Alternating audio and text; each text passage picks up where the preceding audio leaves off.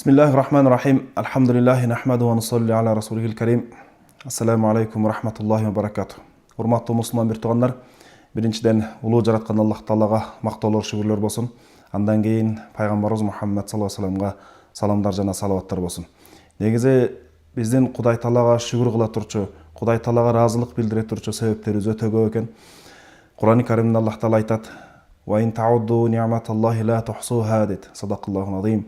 Эгерде Кудай Тааланын силерге берген жакшылык нематтарын санай турган болсоңор, ла тухсуха дейт. Санап бете албайсыңар дейт. Сан жетпейт дейт туугандар.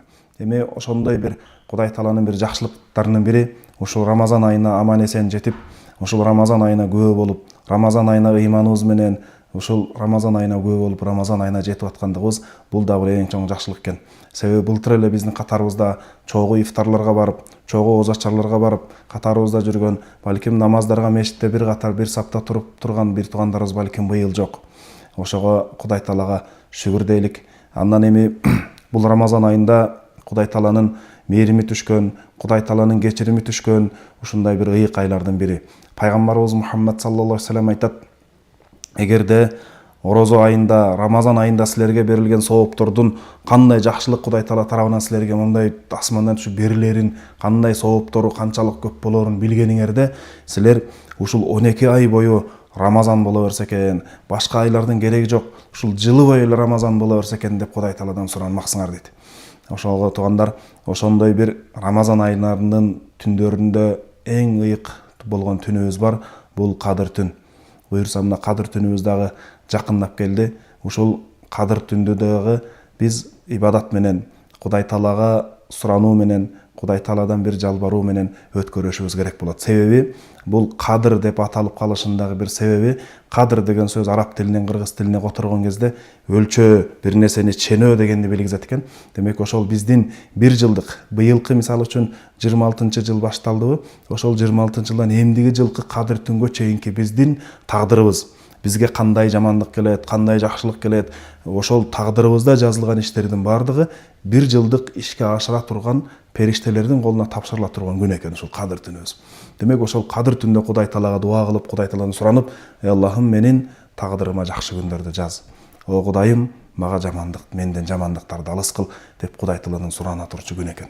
Андан бул Кадыр түнүбүз дагы 1000 айдан жакшыраак деп Аллах Таала Кур'ан-ы Каримде айтат.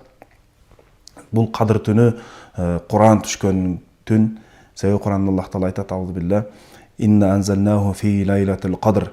Биз ошол Кур'ан-ы Каримде ушул Кадыр түнгүнү түшүрдүк дейт. "Ва ма адрака ма лайлатул кадр." О Мухаммад, ушул Кадыр түн эмне экенин сага ким үйрөттү дейт. Кадыр түн эмне экенин билесиңби дейт. Деп туруп Аллах Таала эмне дейт? "Лайлатул кадри хайру мин алф шахр." Пайгамбардан Кадыр түн кандай экенин билесиңби деп туруп, кайра Аллах Таала өзү түшүндүрүп берип атат. Кадыр түн лайлатун хайру мин алф шахр. Бул Кадыр түнү эмне дейт? 1000 айдан дагы жакшыраак дейт. 1000 айдан дагы жакшыраак. Азыр буга кайра токтолобуз. Лайлатул кадри хайру мин алф шахр. Таназзалул малаикату вар руху фиха би изни раббихим мин кулли амр. Ошол Кадыр түнгүнү асмандан периштелер, алардын башында Жабраил алейхиссалам дагы бардыгы ушундай асманга жерге түшөт дейт. Жерге түшөт дагы ар бир Кудай Тааланын берген иштерин алып түшөт дейт. Мындайча айтканда, жанагы башында айтып өткөндөй, биздин тагдырыбызда жазылган иштердин бардыгын бул дүйнөгө бизге алып келип берет экен да. Саламун хия хатта матла'ил фажр.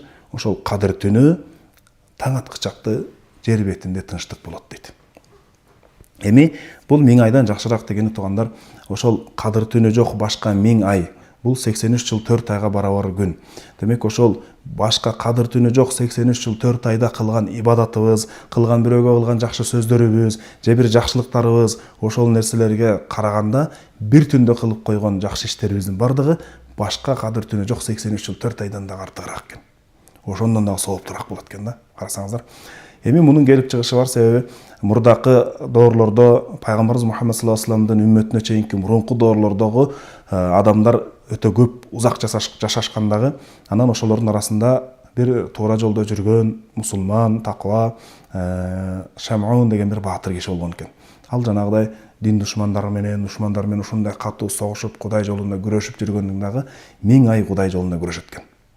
Анан ар кандай чыккынчылыктардын себебинен, чыккынчылык болуп жакындарынын себебинен баягы эмеге түшүп, ошол жерден кулак мурду кесип, душмандар ошентип кыйнашат.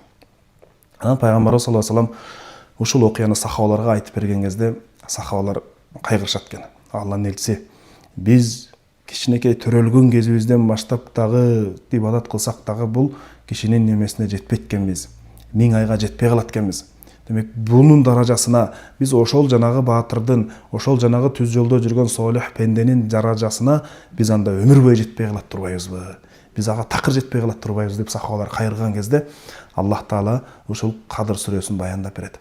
Демек, ушул Кадыр түнүндө, демек биз бир түндө туугандар, бир түндө жакшы бир ибадатты кылып койсок, жакшы иштерди кылып койсок, ошол 1000 айдан дагы жакшыраак экен. Кадыр түнү жок, 1000 айдан дагы жакшыраак болот экен. Өтө сооптуу күндөрдүн бири. Демек, андан кийин ушул Кадыр түн күнү негизи жашырылган, качан болору белгисиз. Муну пайгамбар саллаллаху алейхи вассаламга негизи маалымат берилген, Кадыр түнү качан болорун. Бирок ошону айтайын деп мындай элге чыккан кезде адамдардын арасынан бир өкө суроолорду берип, анан алардын суроосуна пайгамбар саллаллаху алейхи вассалам алаксып кетет дагы, бир эки адам уруша кетип, талашып бирдеме болуп ошондо кетет дагы, пайгамбар алардын маселесин чечкичекти, Кадыр түн качан экенин унутуп калат экен да. Эсинен чыгып калат.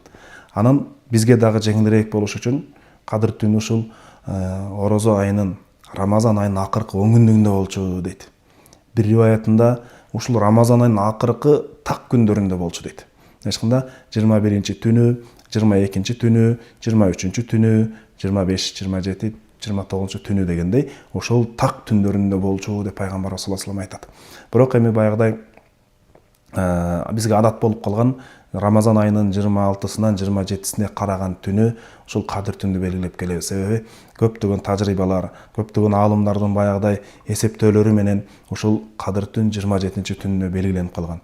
Демек, жылда ошол нерсени белгилейбиз. Бирок андан дагы пайгамбар саллаллаху алейхи вассаламдын сөзүнө амал кылып, пайгамбар саллаллаху алейхи вассаламдын эмеси менен жанагыдай Кадыр түндү издеген бир туугандарыбыз бар.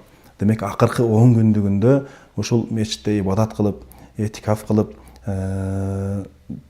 ушул Кадыр түндү издеген дагы бир туугандарыбыз бар. Бул эми муну канчалык кылсак, бул нур үстүнө нур, ошончолук жакшы болуп эсептелет. Демек, кандай болгон күндө дагы ушул Кадыр түндү колдон келишинче издеп, Кадыр түндө көбүрөөк ибадат кылып, Кудай Тааладан суранып калышыбыз керек болот туугандар. Демек, бул бизге Кудай Тааладан берген бир эң чоң мүмкүнчүлүк экен да. Башка пайгамбарларга, башка үммөттөргө берилбеген бул өтө бир чоң бизге берилген мүмкүнчүлүк. Ушул мүмкүнчүлүктү туугандар колдон кетирбейлик, колдон келишинче ибадат кылып калалык. Анан бул күнү, Кадыр түнү асмандан периштелер түшөт дагы, жер бетинде тынчтык болот экен.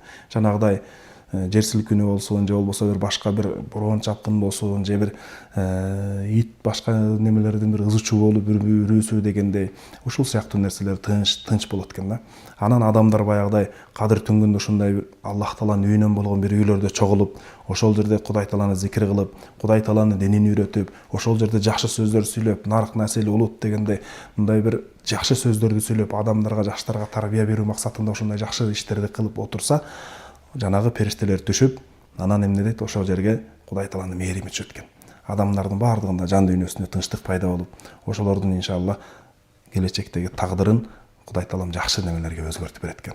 Ошого туугандар, Кадыр түндө жакшынакай татыктуу кылып өткөрөлүк, ушул көбүрөөк дуа кылалык. Негизи эле Рамазан айында ушундай көп бир Кудай Таалага жакындоонун, көбүрөөк бир сооп табуунун мүмкүнчүлүктөрү. Себеби пайгамбар саллаллаху алейхи вассалам айтат, кимде ким Рамазан айында бир жанагыдай нафил, артыкча бир ибадат кыла турган болсо, артыкча бир ибадатты кылып кое турган болсо, ага парз ибадатты кылгандын сообун берет дейт. Ал эми кимде ким бир парз ибадатты аткара турган болсо, ага 70 парздын сообу берилет дейт. Демек, бул туугандар биз үчүн көптөгөн бир мүмкүнчүлүктөр. Баардыгыңыздардын туткан орозоңуздарды Кудай Таалам кабыл кылсын. Ооз ачууларыбызды, башка кылган садака, фитр садака жакшылыктарыбыздын баардыгын Кудай Таалам кабыл кылып, кайрадан келерки Рамазан айларына чейин бизди аман эсен, биргеликте ыйманыбыз менен жеткирүүнү насип кылсын. Ассаламу алейкум ва рахматуллахи ва баракатух.